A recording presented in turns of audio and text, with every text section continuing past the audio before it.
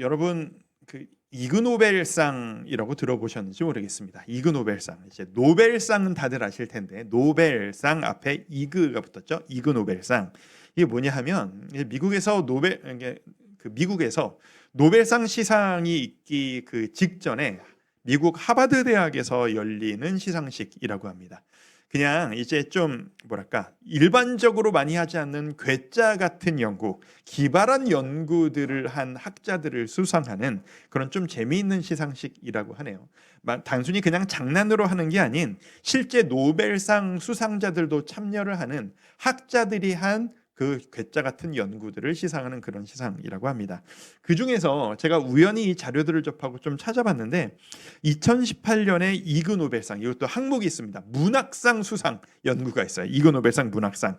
그 연구가 뭐였냐면 이거예요. 논문 제목이 사람들은 왜 설명서를 읽지 않는가? 이 연구가 있어요. 사람들은 왜 설명서를 읽지 않는가? 이게 단순한 연구가 아니고 이 박사님께서 이 하나의 주제를 가지고 7년을 연구를 했다라는 거예요. 심리학적으로 분석을 하고 인터뷰를 수년 동안 하면서 이런 일들이 왜 일어나게 되는가. 여러분들도 그렇지 않으세요? 요즘 전자제품 사시면 설명서 잘 읽으십니까? 안 읽으시는 분들 요즘 많더라고요. 그래서 최신에 나오는 요즘 뭐 예를 들어 스마트폰이다라고 하면 스마트폰에 설명서 안 들어있죠. 요즘 안 읽으니까 안 넣는 거예요. 글을 읽기를 힘들어하니까 그냥 한 장짜리 보통 종이가 들어있죠. 그림만 보고 이렇게 하면 켜집니다라는 거를 누구라도 알 수 있는 그런 한 장짜리가 들어가는 대체되는. 그러니까 이런 연구가 이런 현상을 좀 보여주는 연구인 거죠. 그 7년간 연구하셨다라고 하는 이 논문의 주요 내용이 이런 거랍니다. 어떤 사람일수록 더 설명서를 읽지 않는가? 첫 번째, 젊은 사람들일수록 설명서를 읽지 않더라. 두 번째, 여자들이 남자들보다 더 읽지 않더라. 세 번째, 교육 수준이 높을수록 더 많이 읽지 않더라. 그렇지, 내가 읽지 않는 게 이런 이유였어요. 그렇죠? 이 세 가지를 보면서 뭐가 느껴지십니까? 내가 뭔가를 좀 알고 있어 자신감이 있는 사람일수록 이 설명서를 읽지 않고 기싸움을 하는 거예요. 나는 이거 읽지 않아도 해낼 수 있어. 나는 굳이 이 고생을 하지 않겠어. 제가 우연히 이 자료를 보고 이게 왜 흥미가 가서 계속 이 자료를 찾아봤냐 하면 이게 우리가 성경을 읽지 않는 이유와 너무 똑같은 거예요. 성경 안 읽어도 나 신앙생활 할 수 있어. 성경 열심히 공부하지 않아도 나 하나님의 자녀로 살 수 있어. 이거와 너무 똑같은 거예요. 제가 영상을 통해서 이 내용을 처음 접했는데 제가 그 처음 본 그 영상에서 우리나라의 그 심리학 박사님들, 교수님들이 모여서 이 내용을 이야기하면서 이 심리를 파고 들어가는 설명을 해주더라고요. 그 박사님들이 이렇게 설명을 하더군요. 자, 설명서를 읽지 않는 이유 세 가지입니다. 제가 자막으로도 적어왔습니다. 첫 번째, 인지적 구두쇠. 이게 무슨 말이냐면 최대한 두뇌의 에너지를 적게 써서 문제를 해결하려고 한다라는 거예요.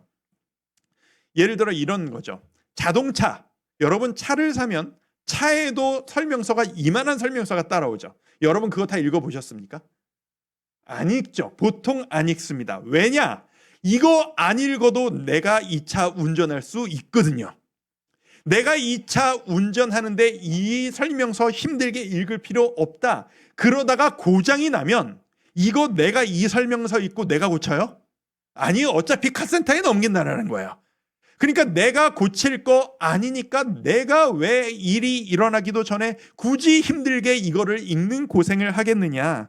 안 그래도 내 삶에 고민할 거 너무 많고 내가 공부할 거 너무 많다. 나 머리 쓸 일 너무 많으니 내가 이런 걸로 꼭 하지 않아도 되는 거 가지고 내가 에너지를 쓰지 않겠다. 구두쇠, 자린고비 같은 마음이라는 거죠. 설득력이 좀 있죠. 두 번째, 읽지 않는 이유. 자신의 판단에 대한 과신이 그 안에 있다라는 겁니다. 나 이거 하지 않아도 할 수 있어. 우리의 삶이 그렇다라는 거예요. 남들은 다 못하지만 나는 달라. 난 의지가 있어. 다들 나 오해하는데 나 한다면 하는 사람이야. 그 정도 능력은 있어. 내가 지금 이걸 안 하는 게 내가 안 하는 거지 못하는 게 아니야. 맘만 먹으면 누구보다 뛰어나게 할 수 있어. 스스로를 과신하는 거죠. 이걸 요즘 말로 근자감이라고 합니다. 근자감 아십니까? 근거 없는 자신감. 줄여서 근자감이라고 합니다. 나를 스스로 너무 과신하는 거예요. 자, 설명서를 읽지 않는 이유. 세 번째, 확증 편향. 뭐냐면 보고 싶은 것만 보고 보기 싫은 건 안 본다라는 거예요. 그 박사님들이 예를 이렇게 드는데, 다이어트를 하려고 하면 이 확증 편향 때문에 우리가 항상 어떻게 하냐? 결론을 먼저 정해놓고 자료와 근거를 찾는다라는 거예요. 다이어트를 하려고 하면 안 먹어야 될 것 같아요. 요즘 간헐적 단식이 유행이라고 하니까 검색을 합니다. 단식이 내 몸에 좋은 이유. 그러면 굶을수록 좋다라는 자료가 막 쏟아져 나옵니다. 그렇지. 역시 사람이 하루에 16시간은 공복 상태를 유지해야 몸이 제대로 돌아가고 건강해질 수 있어. 근거를 막 쌓습니다. 그런데 갑자기 누군가 얘기를 합니다. 저기 그거 젊은 사람들한테 좋은 거지. 나이가 들면 단백질 섭취가 멈추면 안 된대요. 그거 해롭대요. 그래요? 그러면 또 검색을 합니다. 단식이 건강에 좋지 않은 이유. 그러면 자료가 또 이만큼 나옵니다. 그러면 안 되는 거구나. 골고루 먹어야 되는 거구나. 뭘 알려줍니까? 사실이 뭐냐가 중요한 게 아니고 내가 결론을 먼저 정해놓고 내가 원하는 결론에 맞는 근거를 찾아나가는 시대가 된다는 거예요. 그러니 전체 설명서를 읽지 않게 된다는 거죠. 설득력이 좀 있으십니까? 이게 우리의 신앙생활과 얼마나 비슷한지 모르겠어요. 설명서를 따라가지 않고 내 뜻대로 나를 과신하며 내 마음대로 살아가겠다라고 하는 우리의 열심. 인생은 분명히 그렇게 내 마음대로만 쫓아가다 보면 문제가 생기기 마련입니다. 길 찾아가실 때 이것도 성향 따라 다른데 꼭 내비게이션 바라보면서 저거 틀려라고 하는 분들이 있으시죠? 저 내비게이션 가라는 대로 가면은 시간 더 오래 걸려. 이 길은 내가 제일 잘 알아. 괜히 내비게이션하고 자존심 싸움을 하시는 분들이 꽤 많이 있으세요. 내가 이 길을 한두 번 다녀봤는 줄 알아? 이 길, 내비게이션 일로 가야 한다고 그러는데 저 길로 가야 된다는 거예요. 근데 저 길로 갔더니 막혀요. 막히면 뭐라고 얘기하죠? 내가 이 길로 와서 이나마 걸린 거야. 내비게이션이 가라는 대로 갔으면 더 오래 걸렸어. 하지만 사실은 아무도 몰라요. 안 가봤는데 어떻게 알겠어요? 그 길로 갔으면 더 빨리 갔을 줄 누가 안단 말입니까? 우리 삶에 이런 순간이 늘 나타납니다. 가다가 내가 틀렸나? 길을 잘못 들었나? 내가 선택을 잘못했나? 내비게이션을 따라갈 걸 그랬나? 머리가 복잡해지는 순간이 우리 인생에 계속 등장합니다. 그때 그 순간의 최선의 선택은 뭘까요? 자존심 세우지 않는 겁니다. 그래도 내가 맞을 거야 라고 버티지 않는 겁니다. 바로 내비게이션으로 돌아가는 겁니다. 바로 설명서로 돌아가는 겁니다. 변함없이 내가 길을 잘못 든 그 자리에서 최단 거리가 어딘지를 끊임없이 찾고 있는 내비게이션을 다시 한번 찾아서 지금부터라도 그 길을 찾아가는 것. 그게 우리 인생의 최선의 선택 아니겠습니까? 처음부터 내비게이션 따라갔다면, 처음부터 내 인생의 지침서인 이 설명서를 보고 따라갔다면 실수도 하지 않고 시간도 아꼈을 텐데, 에너지도 아꼈을 텐데, 나는 왜 이런 설명서 하나를 놓고도 내가 맞다고 자존심 싸움을 했었나? 나는 내 인생의 정답의 설명서 같은 이 하나님의 말씀 앞에서 하나님, 그래도 이게 좋아요. 이게 맞아요. 라고 하나님과 왜 그렇게 자존심 싸움을 했었나? 그걸 깨달았을 그 순간이 바로 빠른 순간인 겁니다, 여러분. 그때가 주저없이 자존심 세우지 말고 원래 있었어야 할 그 자리를 향해 설명서의 자리로 돌아가야 할 때가 바로 그때일 것입니다. 오늘 본문 말씀 출애굽기를 오늘 마무리를 할 겁니다. 34장에서 40장까지를 제가 한번 쭉 훑어드리도록 할 텐데요. 제가 이 긴 말씀, 여러분들이 아마 내용을 읽어보신 분들도 많으실 거고, 아, 그런 내용이 있나 보다 라고 하셨을 텐데, 이 수많은 설명들을 바라보시면서 이게 무슨 말인가? 이거 왜 이런 이야기가 또 나오는 건가? 라고 의도를 잘 파악하지 못하시는 성도님들이 아마 많으셨을 겁니다.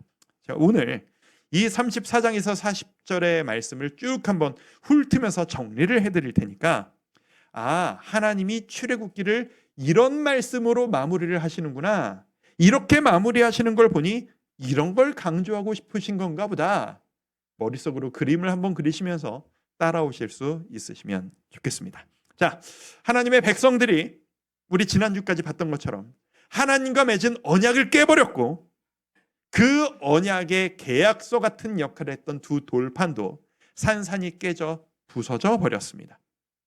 그런데 하나님께서 놀라우신 은혜로 두 번째 기회를 허락하십니다. 그리고 모세에게 말씀하십니다. 얘들아, 너희 나랑 계약서 한 번 더 쓰자. 다시 계약서 한 번 더 쓰자 라고 말씀하십니다. 그게 34장 1절입니다. 함께 한번 읽어보실까요? 시작. 여호와께서 모세에게 이르시되 너는 돌판 둘을 처음 것과 같이 다듬어 만들라.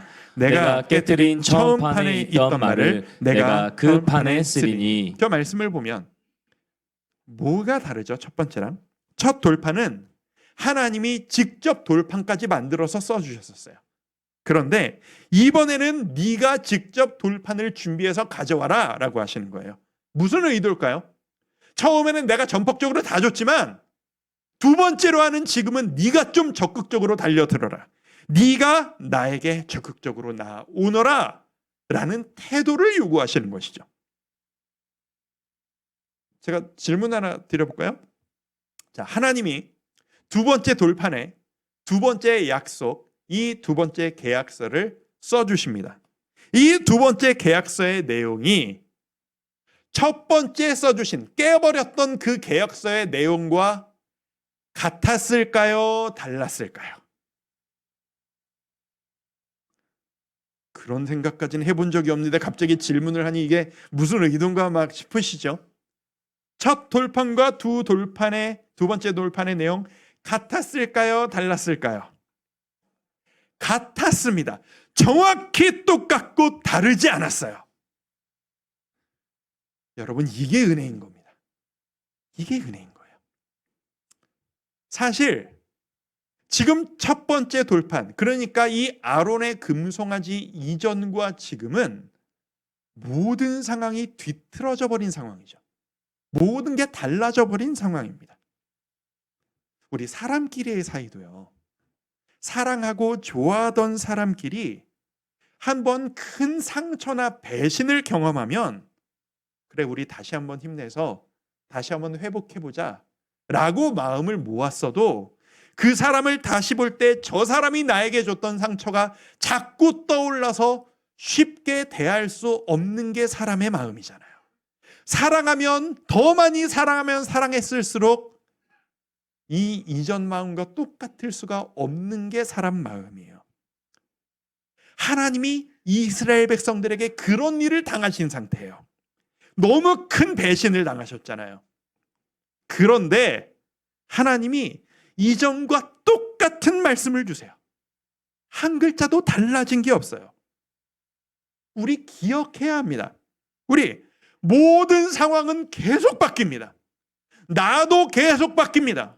하나님 앞에서의 나의 마음 자세도 계속 변질되어지고 흔들리고 바뀔 때가 너무 많습니다. 하지만 우리가 분명히 해야 할 것,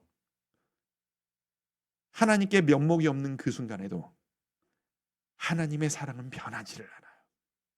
하나님은 처음 주셨던 말씀을 바꾸시는 법이 없으세요.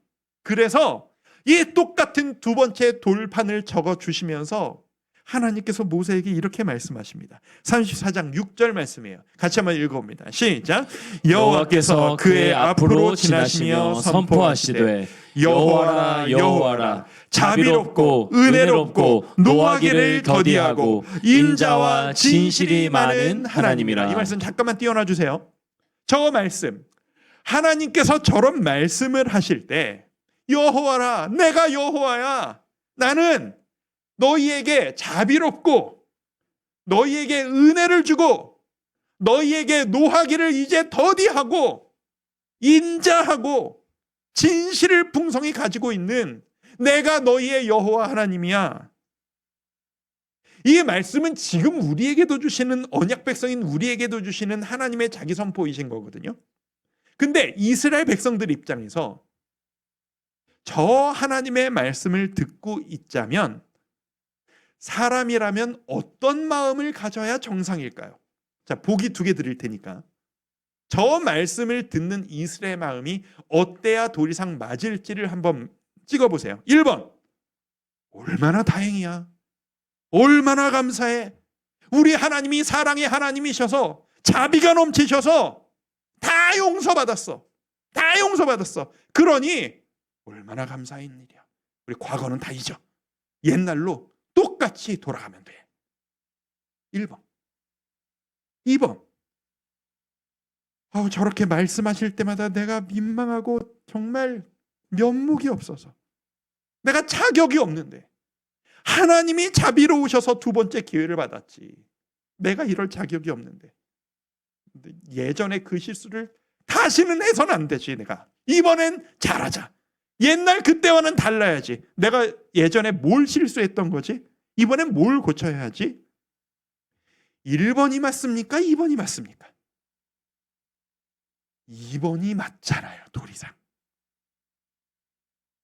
우리가 하나님의 자비하심과 은혜를 너무 당연한 것으로 값없이 받은 은혜를 강조하다 보니 우리가 이 값없는 은혜를 1번처럼 받아들일 때가 너무 많다라는 거예요. 뻔뻔하게 자격 없는 자가 받았으니 이전과는 같지 않겠습니다, 새롭게 더 나아지겠습니다, 이게 맞지 않습니까? 자, 이스라엘 백성들의 반응을 보세요. 모세가 2 돌판을 다시 받고 내려옵니다. 29절 제가 있습니다. 모세가 그 증거의 2 판을 모세의 손에 들고 시내산에서 내려오니 2번째로 받아서 내려오는 거죠. 자, 2 돌판을 받았습니다.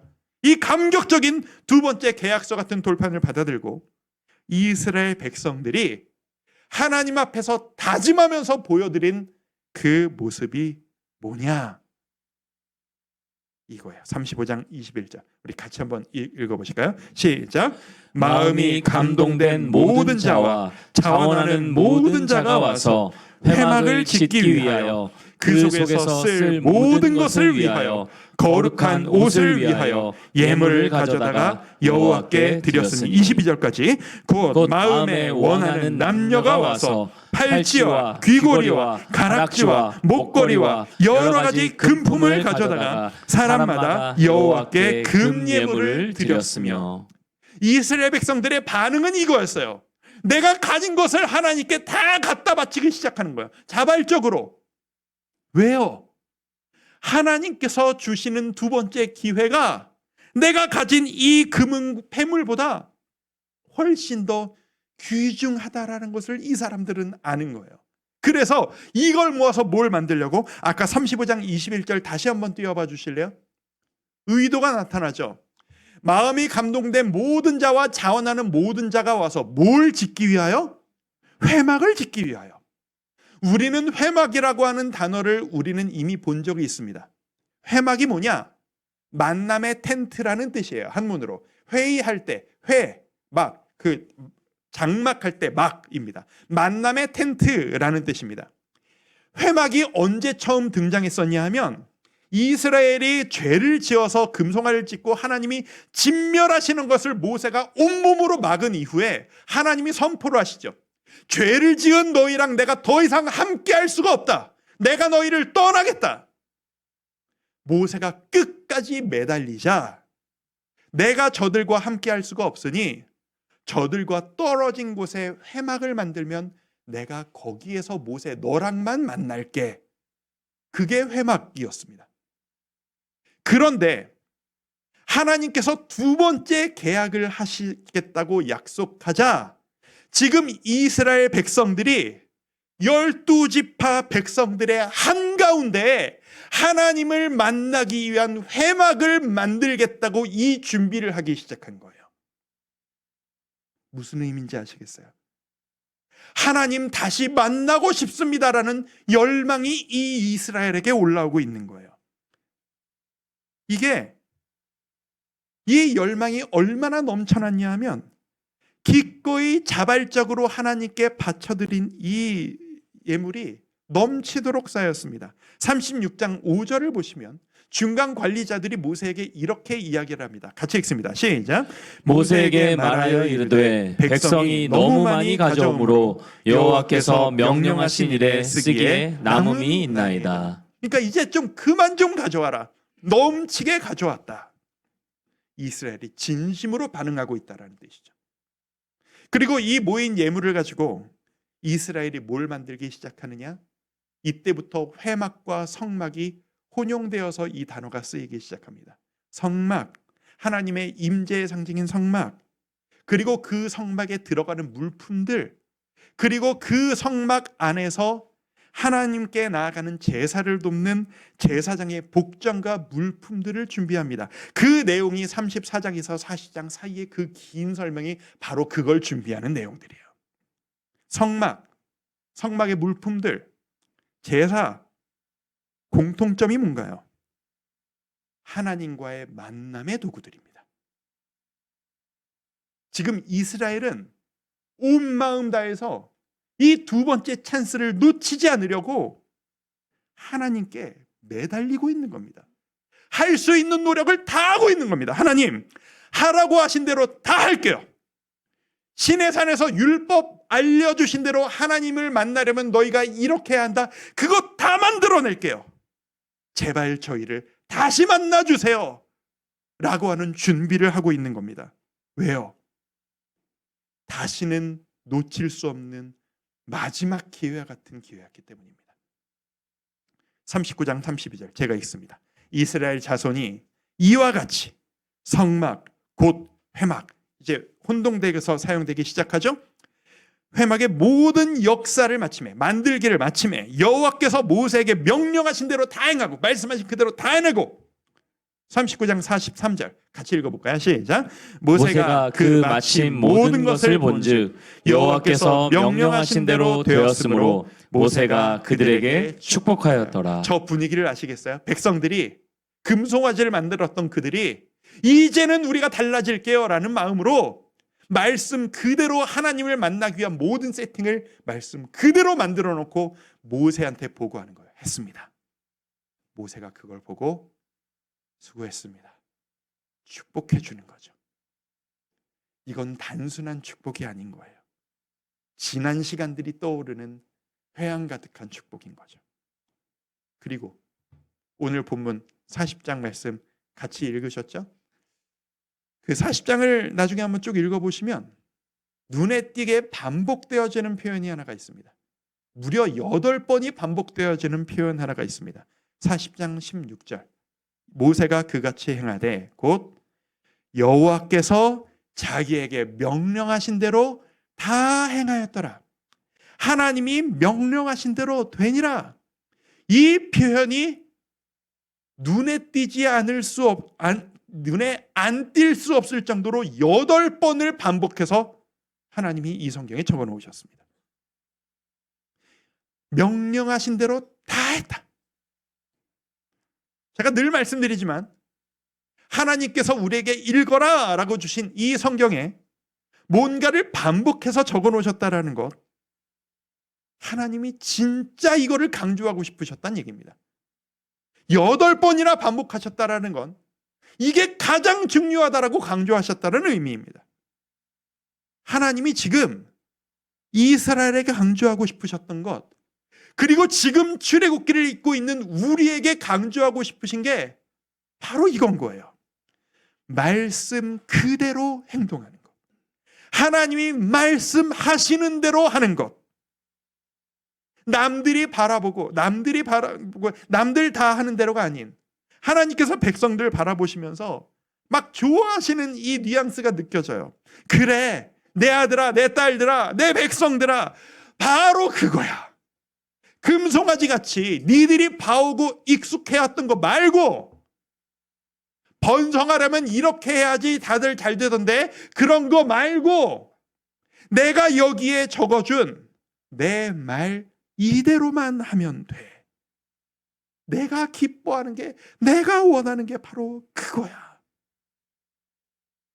그렇게 8번이나 반복 강조하시면서 말씀 그대로 이것을 순종했다 라는 그 기록 직후에 하나님이 다시 내가 너희와 함께 할 수 없어, 떠나겠다 했던 하나님이 그 백성들 12지파 한가운데 세워진 성막에 다시 돌아오십니다. 40장 34절 함께 읽습니다. 시작. 구름이 회막에 덮이고 여호와의 영광이 성막에 충만하매. 하나님의 임재의 상징, 하나님이 성막에 가둬지시는 분이 아니시지만 내가 너희와 함께 있다라는 것을 보여주마라는 상징인 이 구름이 그들이 만든 성막에 임했을 때 이 두 번째 기회를 얻은 백성들의 마음은 어땠을까요? 감격으로 동시에 하나님께 면목 없지만 지금부터라도 말씀대로 최선을 다하겠습니다, 죄송하고 감사합니다, 그 감격으로 가득했지 않았겠습니까? 그리고 직후에 하나를 더 보여주십니다. 뭘 보여주시냐? 이들이 맨 처음 광야에 들어섰을 때 내가 너희를 이끌어 줄게, 내가 너희를 보호해 줄게 라는 상징으로 보여주셨던 구름 기둥과 불 기둥을 다시 보여주십니다. 그리고 이 출애굽기의 맨 마지막 장 마지막 절을 이렇게 마무리합니다. 40장 38절 우리 같이 읽습니다. 시작. 낮에는 여호와의 구름이 성막 위에 있고 밤에는 불이 그 구름 가운데에 있음을 이스라엘의 온 족속이 그 모든 행진하는 길에서 그들의 눈으로 보았더라. 이스라엘 온 족속이 이제 눈으로 발견합니다. 말씀대로 실천했더니 하나님이 우리에게 다시 돌아오셨어.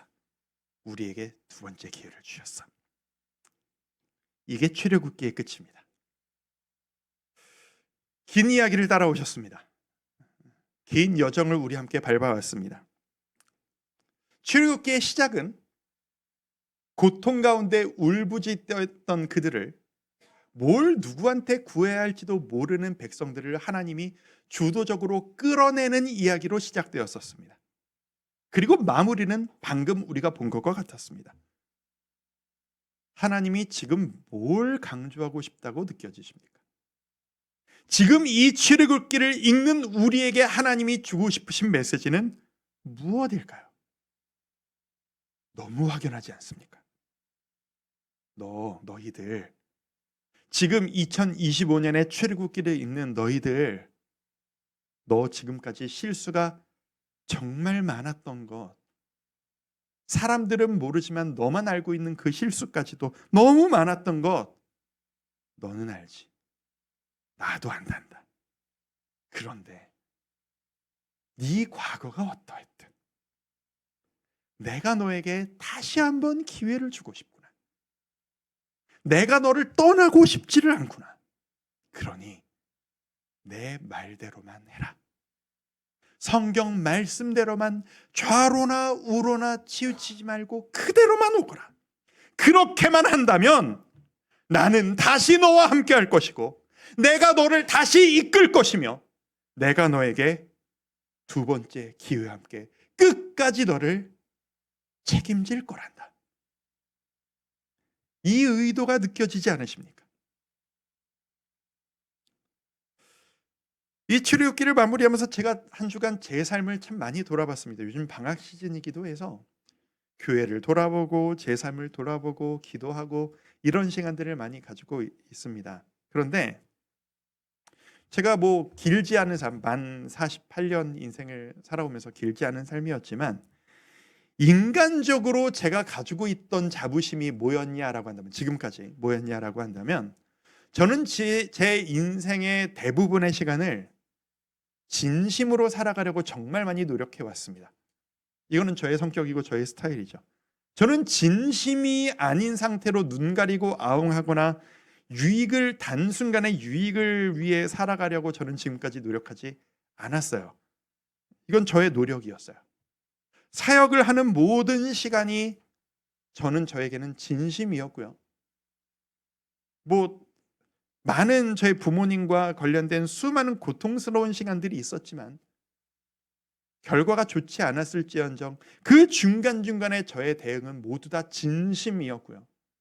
결혼하고 나서도 저는 한순간도 제가 부족해서 그렇지 한순간도 제 입장에선 아내에게 진심이 아닌 적이 한 번도 없었고, 제 아이들 앞에서 최선을 다했지 않았다라고 했던 순간이 제 기억엔 한순간도 없었어요. 저는 정말 진심이었고 저는 매 순간 최선을 다했어요. 근데 제 삶을 되돌아보니 저도 이제 이런 걸 깨닫는 나이가 된 것 같아요. 이걸 깨달아요. 진심이었다고, 최선을 다했다고 해서 최선의 결과가 나타나는 건 아니더라고요. 나는 진심이었는데 저희 부모님은 저를 많이 힘들어하셨어요. 저는 진심이었는데 사역에 너무 힘든 일들을 저는 너무 많이 겪었어요. 우리 아이들에게 저는 진심이고 내가 할 수 있는 모든 것을 퍼주고 있다라고 생각했는데 저희 아이들은 힘든 일이 너무 자꾸 생겨요. 그래서 제가 요즘 절감합니다.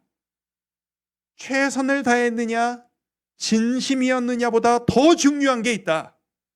그게 바로 내가 지금 옳은 길을 가고 있느냐, 옳은 선택을 하고 있느냐. 그게 나의 진심보다 더 중요한 거더라고요. 오늘 설교를 시작하면서 드렸던 이야기에 빗대어 표현한다면 설명서를 제대로 보고 설명서대로 살아가고 있느냐, 우리 인생의 지침인 말씀대로 그 기준에 따라 딴 사람이 어떻게 하느냐가 아닌 말씀대로만 살아가고 있느냐, 결국은 그것만이 모든 것의 관건이더라고요. 어떡하나 싶었습니다. 야, 이거를 그렇게 최선을 다했는데도 이렇게 됐으면 난 앞으로 어떻게 하나 싶었습니다. 하지만 괜찮습니다. 왜요? 하나님이 저에게 두 번째 기회를 주신다고 하셨거든요. 여러분들 오늘 말씀을 들으시면서 내 삶은 실패했어. 나는 돌이키지 못할 강을 건너버렸어. 내가 하나님이신 기회를 걷어찼어. 내 삶은 망했어. 생각하고 계신 성도님들 있으십니까? 저는 진심으로 믿습니다. 하나님이 여러분에게 또 한 번의 기회를 주실 겁니다. 이 기회 앞에서 우리가 붙잡아야 할 게 무엇이겠습니까? 말씀대로 가는 겁니다. 제가 이 출애굽기를 마무리하는데 베드로 생각이 자꾸 나는 거예요. 베드로. 하나님이 이스라엘에게 두 번째 돌판을 주셨던 것처럼 예수님을 부인하고 떠났던 베드로에게 예수님이 두 번째 기회를 주시죠. 그래서 예수님이 베드로를 찾아가셔서 집요하게 질문하십니다. 너 나를 사랑하느냐? 네가 나를 사랑하느냐? 내가 진짜로 네가 나를 사랑하느냐? 베드로는 민망함과 부끄러움과 죄책감을 억누르고 계속 고백하지 않습니까? 주님, 제가 주님을 사랑하는 것 주님이 아십니다. 하나님께서 우리에게 똑같이 말씀하실 거라고 믿습니다. 여러 감정들과 실패감과 좌절 가운데 계신 성도 여러분, 하나님이 여러분에게 물으실 겁니다. 내가 너에게 또 한 번의 기회를 주고 싶구나. 짚어가고 싶은 게 있어. 너 나를 진짜 사랑하니?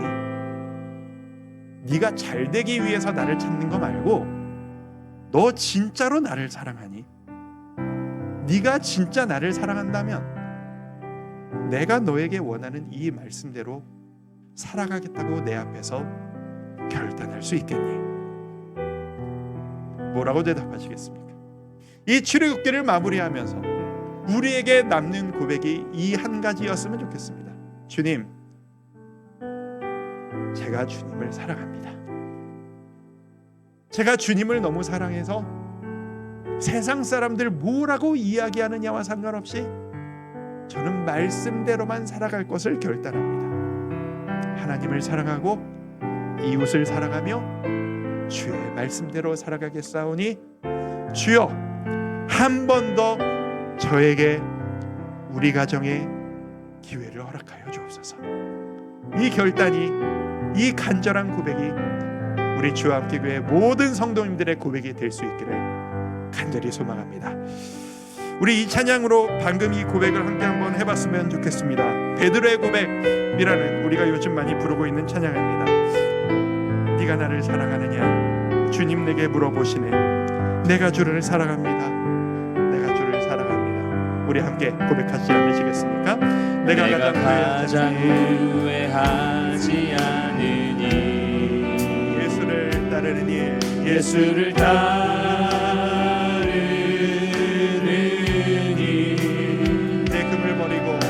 내 금을 버리고 내 사랑을 위로하고 나를 부르신 주님과 동행하는 일, 주님과 동행하는 나의 평생에 소원하는 일, 예수를 닮아가는 일, 예수를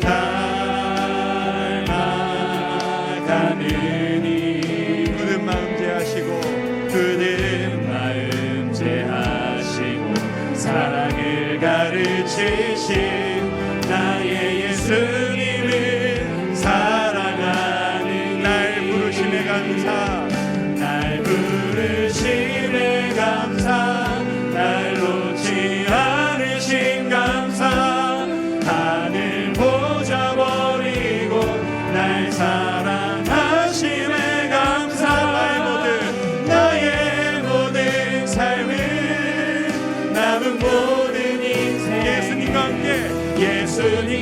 함께 걷겠습니다. 날 부르심에 감사, 날 부르심에 감사, 날 놓지 않으신 감사, 하늘 보좌 버리고 하늘 보좌 버리고 날 사랑하심에 감사, 나의 모든 삶을 남은 모든 인생을 예수님과 함께 걷겠습니다. 지금 주님이 여러분에게 부르십니다. 네가 나를 사랑하느냐, 내가 나를 사랑하느냐, 내가 나를 사랑하느냐, 네가 나를 사랑하느냐, 주님 내게 물어보시네. 주님 내게 물어보시네. 뭐라고 대답하시겠습니까? 내가 주를 사랑합니다. 내가 주를 사랑합니다. 내가 주님을 사랑합니다. 내가 주를 사랑합니다. 내가 주를 사랑합니다. 내가 주를 사랑합니다. 한 번 더 내가 주를 사랑합니다.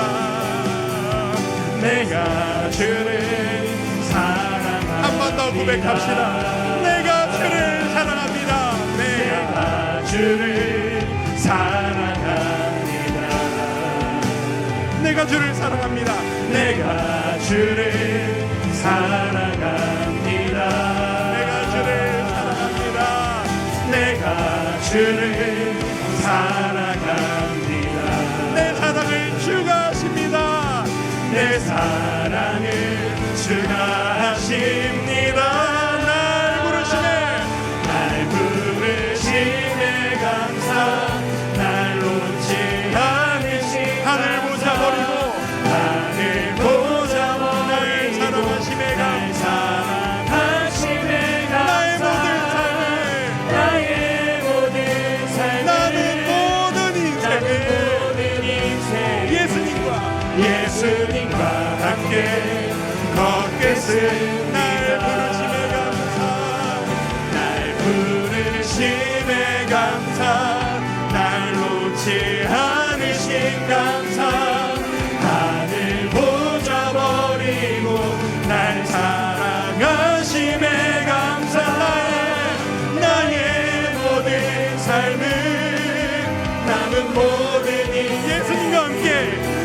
예수님과 함께 걷겠습니다. 나의 모든 삶을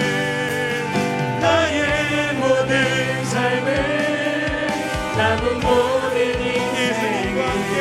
예수님과 함께 걷겠습니다. 주일을 마무리하며 우리가 이렇게 기도하기를 원합니다. 주님, 저에게 다시 한번 기회를 주셨으니 내가 이제는 주님을 더욱더 사랑하며 말씀대로 나아가기를 결단합니다. 옛날 다 잊고 옛날과 똑같은 잘못을 저지르지도 않고 또 나는 죄인이야 난 면목이 없어라는 끝없는 자책감에만 시달리지도 않고 은혜로 얻었지만 나는 이제 새롭게 나아갈 것입니다. 주님, 이전과는 다르게 나아가겠습니다. 우리 그 결단하며 하나님께 기도하지 않으시겠습니까? 기도하겠습니다. 아버지 하나님, 하나님과 함께 나아가는 이 여정이 주님을 향하여 달려나가는 우리의 한 걸음 한 걸음 주님께서 진심으로 기뻐하시고 주님께서 원하시는 마음을 올려드리는 아름다운 우리의 삶이 되어지기를 원합니다. 아버지 하나님, 주는 그 백성이 그랬던 것처럼 구원을 시작하신 분도 하나님이시며 우리가 실수하고 쓰러질 때에도 끝까지 붙드실 분도 하나님이심을 믿습니다.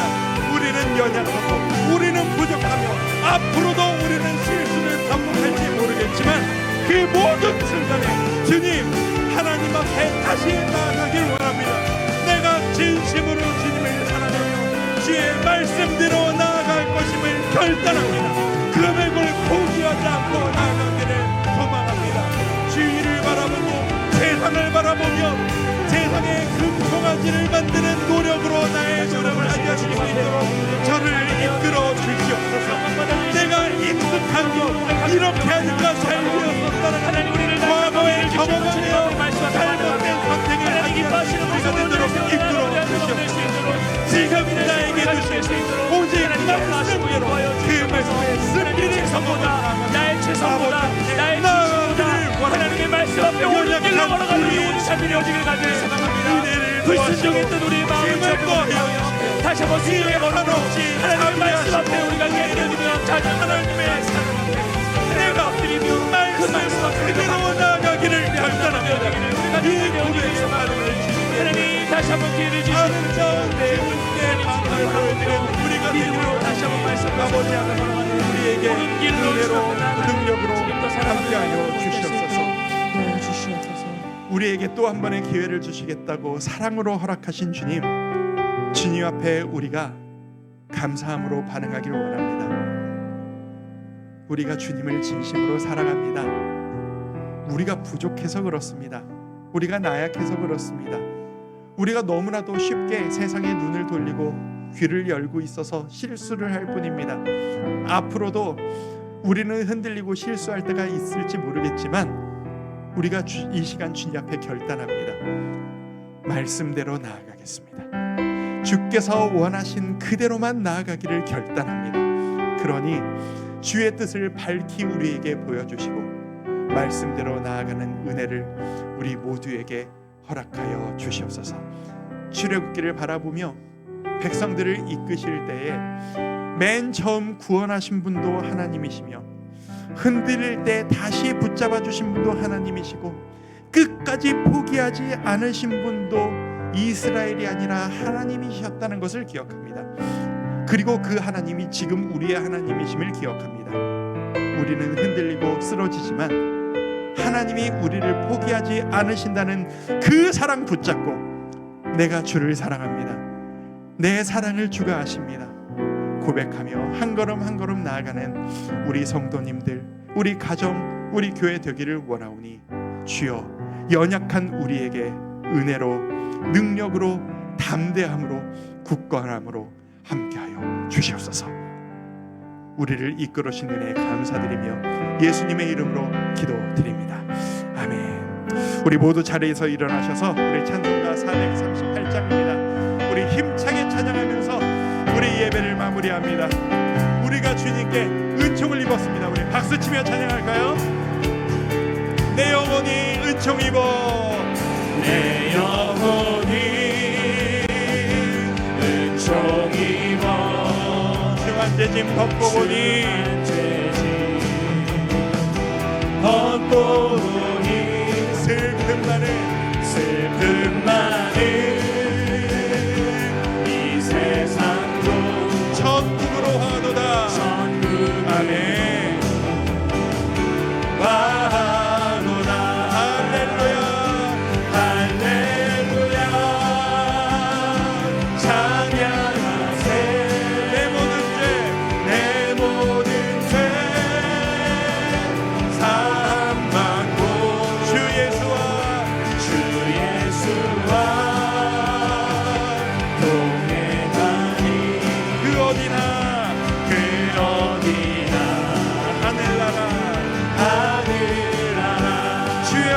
뵙기 전에 주의 얼굴 뵙기 전에 멀리 뵈던 멀리 뵈던 하늘나라 내 마음속에 내 맘속에 이루어지니 날로 날로 가깝도다. 이런 삶이 우리의 삶이 되길 원합니다. 우리 3절입니다. 높은 산이 거친들이 높은 산이 거친 들이 우리가 어디를 가든지 소망이나 궁궐이나 내 주 예수 보신 곳이 주 예수 오신 곳이 그 어디나 하늘나라. 아멘. 하늘나라 할렐루야. 할렐루야 찬양하세 내 모든 죄 사함받고 주 예수와 주 예수와 동행하니 그 어디나 하늘나라. 하늘 주 예수와 동행하니 주 예수와 동행하니 그 어디나 그 어디나 하늘나라 하나님 나라를 경험하시는 우리 성도님들 되시길 축복합니다. 기도하겠습니다.